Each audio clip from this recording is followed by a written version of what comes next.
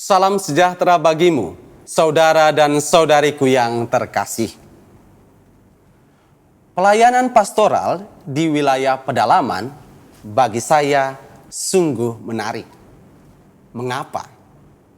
Sebab memiliki banyak cerita yang bakal sulit untuk dilupakan karena saking berkesan. Misalnya, saat dulu saya masih menjadi seorang frater calon imam, saya pernah ditugaskan untuk memberikan pelayanan Paskah di suatu wilayah pedalaman di Pulau Flores. Untuk pergi ke sana, satu-satunya alat transportasi yang bisa digunakan adalah sepeda motor. Dan itu pun tidak melalui jalan yang mulus-mulus saja. Beberapa kali saya harus melewati sungai kecil dan melalui jalan yang berbatu dan berlumpur. Setibanya di tempat tujuan, saya ingin membersihkan diri saya. Saya berjalan ke kamar mandi. Dan saat berada di sana, ternyata air yang disediakan untuk saya pakai berwarna coklat sekali karena berlumpur. Saya sempat kaget karena tidak terbiasa.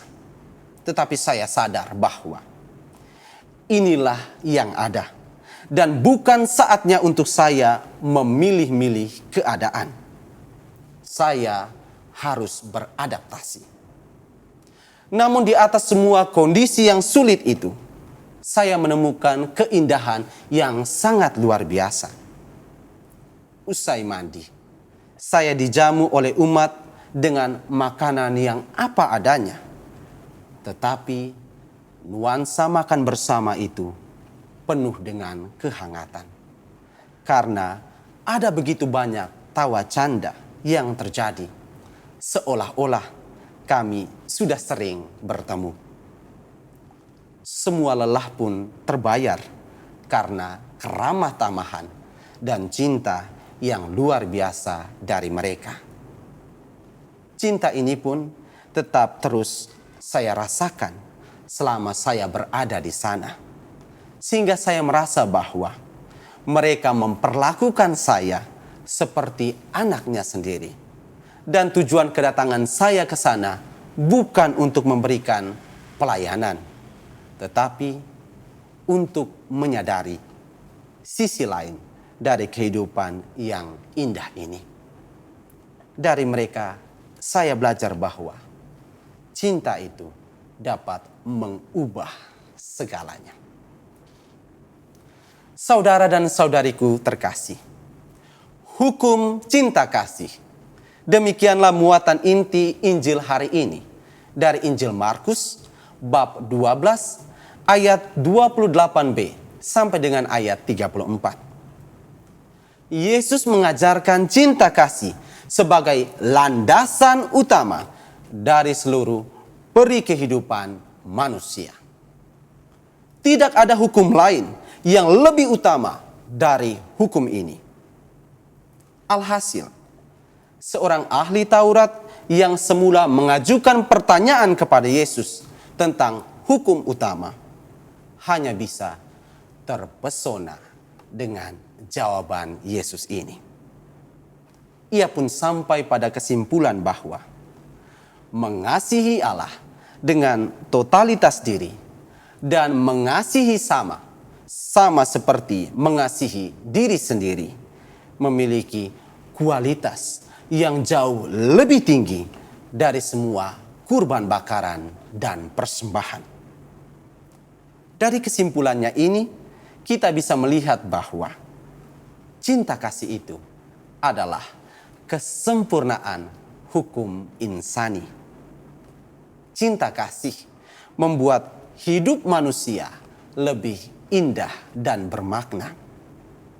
Maka hukum cinta kasih sesungguhnya tidak bisa digugat, tidak bisa dipertanyakan, dan tidak boleh ditafsirkan secara sembarangan demi kepentingan sepihak saja. Hukum cinta kasih adalah hukum universal yang mengikat kebersamaan hidup manusia dan menjadikan dunia ini sebagai suatu tempat yang lebih beradab. Karena itu saudara dan saudariku yang terkasih, dalam masa Prapaskah ini kita diminta untuk mengevaluasi penghayatan kita akan hukum cinta kasih ini. Apakah kita sudah mencintai Tuhan dan sesama? Tentu kita tidak bisa dengan mudah mengatakan ya begitu saja. Sebab cinta kasih itu bukan barang jadi, tetapi mesti selalu diperjuangkan dengan gigih dan diwujudkan dengan tekun dalam hidup sehari-hari. Entah berada dalam situasi yang bahagia atau situasi yang menderita sekalipun, cinta kasih selalu bisa berkembang dengan subur, asalkan keluar dari hati yang tulus.